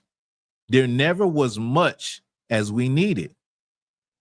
The times I hated the most was picking cotton when the frost was on the bowls. My hands get so sore and cracked open and bleed. We have a little fire in the fields, and if in the ones with tender hands couldn't stand it no longer, we run and warm our hands a little bit. When I could steal a tater, I used to slip into ashes, and when I run to the fire, I take it out and eat it on the sly. Okay.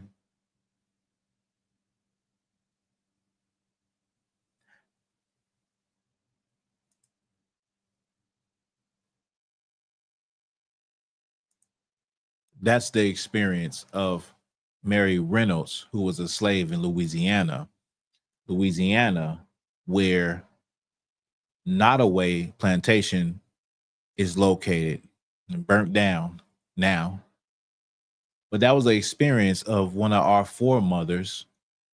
And she said, man, when it was cold, her fingers would crack open and bleed picking cotton.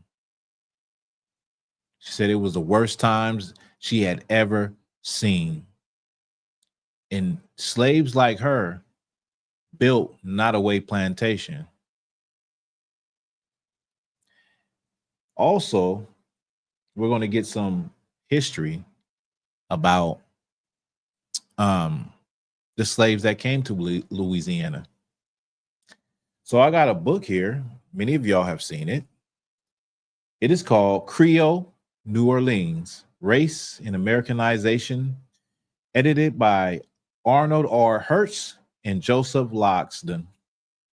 Right? Let's see if we get it. And I'm going to pull up, I'm going to read a little bit out of the book so you can understand these slaves in Louisiana that built these plantations like Nottoway,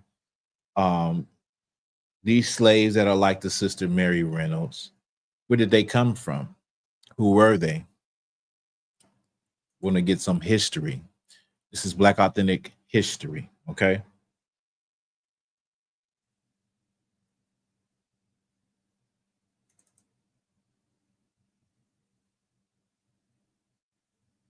Let me remove this. Stop the screen.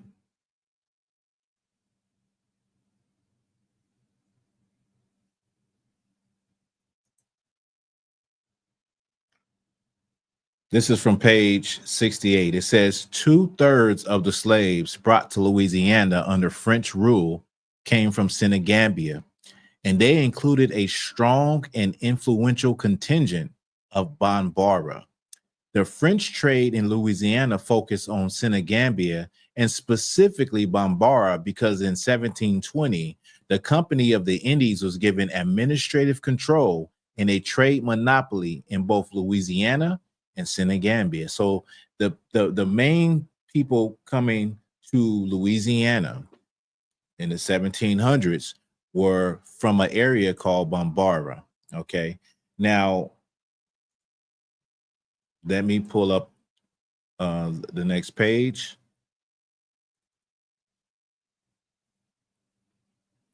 It says, this is page 69. It says, the French had little hope of trading in Angola, except with great difficulty. Although the Company of the Indies had a trading post at Judah, Gulf of Benin, there it competed with all the nations of Europe. The Portuguese were taking the upper hand at Judah. The kings of Ardez, Alada Porto or Porto Novo, were hostile to the Europeans and interrupting trade. The slave trade at Judah was becoming uncertain and unprofitable. It says the most important kingdoms of Senegambia maintained a tight control over which peoples could be enslaved and sold to the Europeans. It seems that during the 1720s, neither the Fobe nor the Mandinga sold their own people or allowed others to sell them. The Bambara enjoyed no such protection during the 1700s or 1720s. Now, some things to point out is where they were getting these slaves from. Judah. Also, it says that when it comes to these nations, they kept a tight control. These African nations, they kept a tight control over who could be sold or who could not be sold. They were not selling their people. Let me say that again. They were not selling their own people. This is a lie that the Europeans, the white man, America, have been saying for the longest. This is a lie because what it does is take away the guilt that they have for their involvement in the transatlantic slave trade. It's a little deeper than that. You do a little more research, you find out that, you know, people wasn't selling their own people. Okay. Now, the Bambara, what did the Bambara look like? I'm gonna pull up some stuff. Excuse me. What the Bambara looked like, right? It has already been determined, right, through historians that the Bambara were Israelites. They had a Hebrew dialect in their language. Their way of life was pastoral. Okay. And these are the main people that was coming to Louisiana. Now, let me give you some images of what Bambara looked like when the French first came and drew them.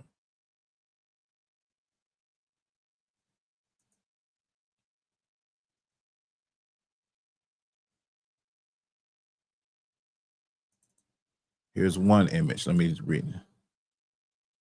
The Bambara. Now, if you look at the woman right here, notice she has a coat of many colors. This is a Israelite custom. Okay, many people don't know that, but this is directly in the Bible. Joseph had a coat of many colors. This was a signifying trait of Israelites of wearing coats of many colors. Okay, now let me pull up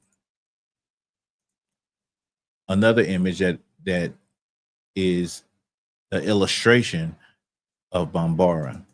Okay. Now, when you look at these two people, they look like Black Americans. Now, the Bambara is in Senegambia.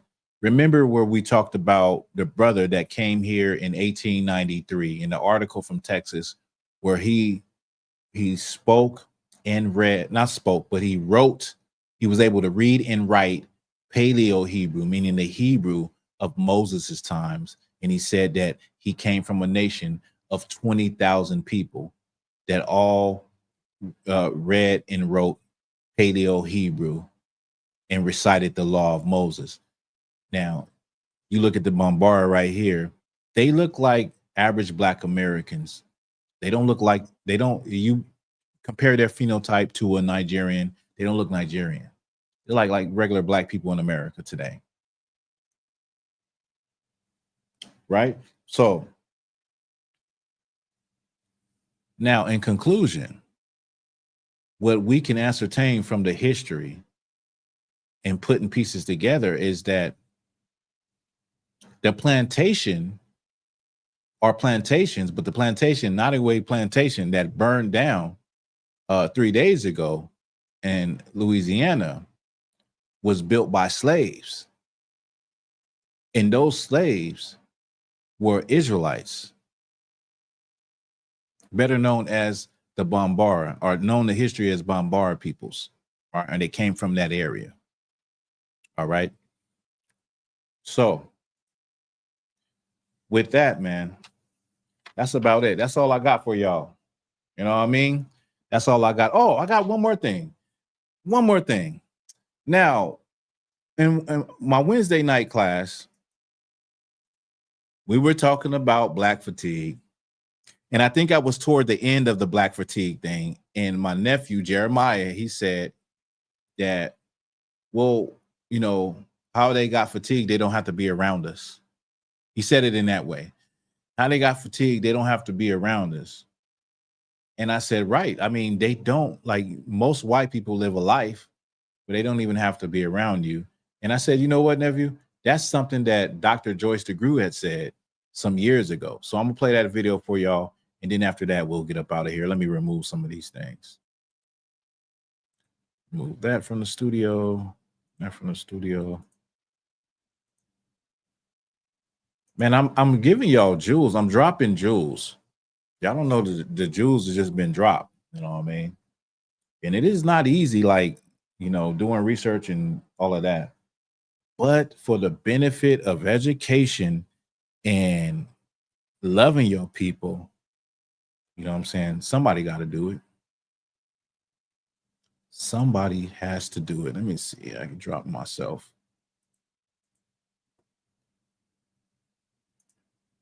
This will be the last one, okay?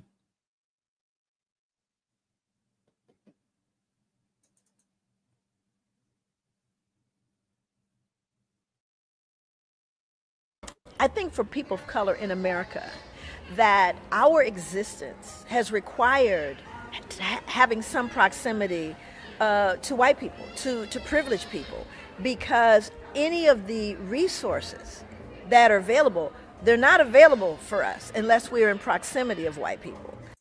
She said something so heavy. Let me see if I can put myself up here.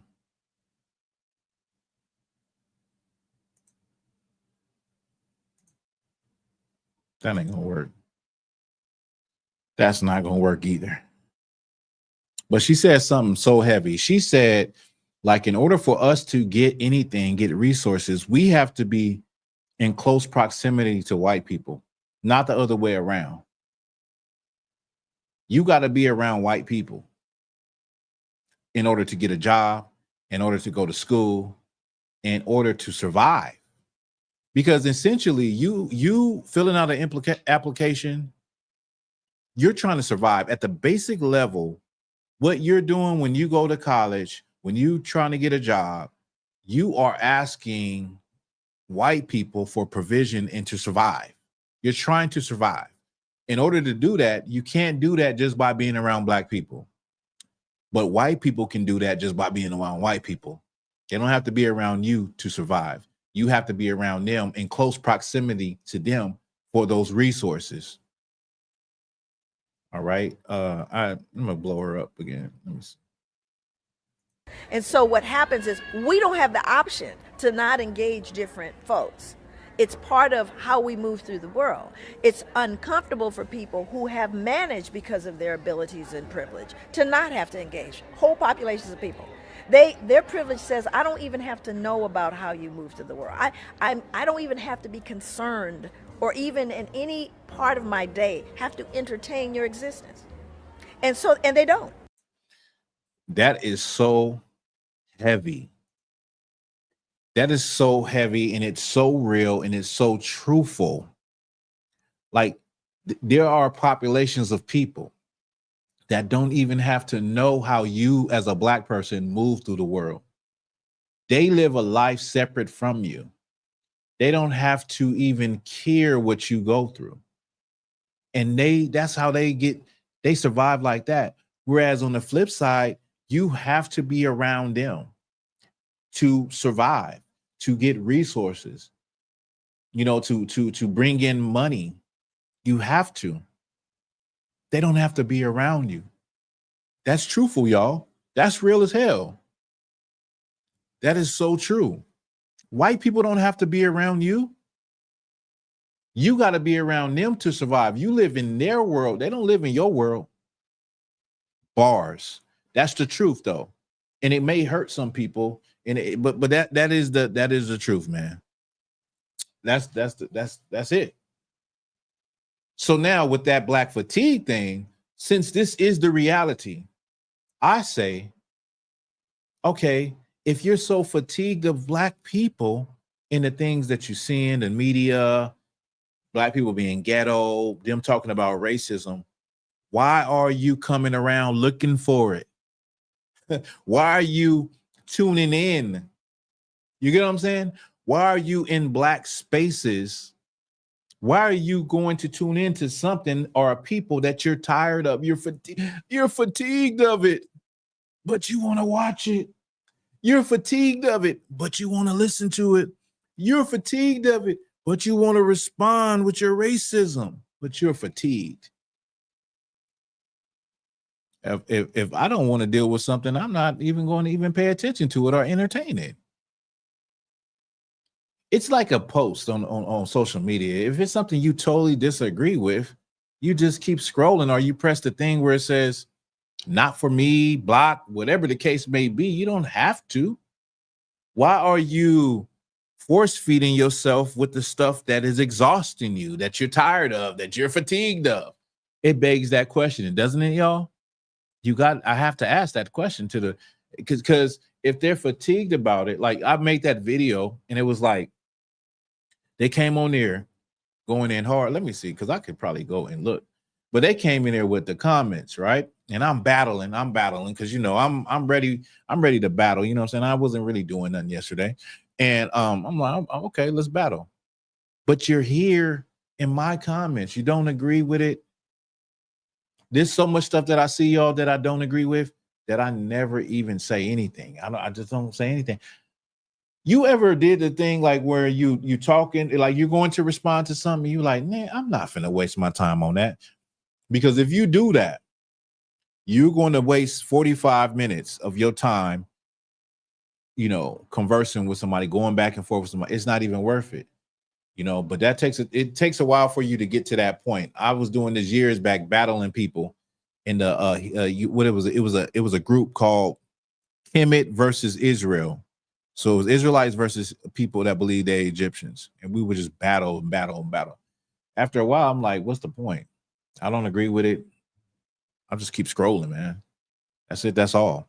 But on that level, on this level though, on race, on being fatigued of black people, why are you tuning in to black people? There is so much content on the internet. There's so much stuff going on in the white world that you could be tuned into. Why are you tuned into black people? Is the question, right? But originally, going back to that video, what she said is 100% true. Like, we live a life where, unfortunately, because of the situation, we have to be in close proximity to them to get the resources in order to survive.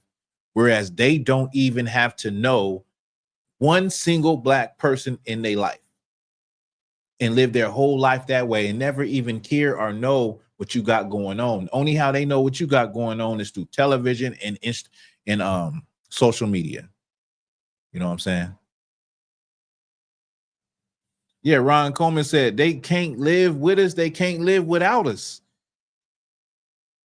They can't. It's like they, you know, they hate you, but they watching everything you do. They can't stand you, but they paying attention to everything. Look what these niggas doing here. What they doing here? What did they, you know, everything. Y'all remember after the NFL, after the Super Bowl and that big old thing about Kendrick Lamar and his performance and everything, you had a lot of them upset at that. And then you know, it was just like everything that we do, they are trying to critique and give their opinion on it and give their view on it. Where I'm not looking at country, like I'm not looking at videos with, you know, white country stars or I'm not looking at the stuff they do and then try to critique it and talk about it. Like all those things they got going on. There's things I don't even know what they got going on because I'm like tunnel vision most of the time, focus on the things that really concern me and my people. So I could really care less. And if I come across, usually what I do is I come across, of course, me. I'm gonna come across burner account racists. I'm gonna come across those type of people, you know, and just the spirit that I have in me. I want to battle them verbally and stuff like that. But a lot of times I just let that go because it's just too many of them. I ain't got time for it. I ain't finna waste my time on you because you hate black people. I already know that. You don't have to tell me that. You don't have to explain why. You don't have to try to tell me to, you know, statistics about black people. I can research all that on my own. I don't care. You know what I mean? I don't give a damn. Man. Anyway, man, I'm about to get up out of here, y'all. About to get up out of here. All right. Let me give y'all some shout outs before I get up out of here.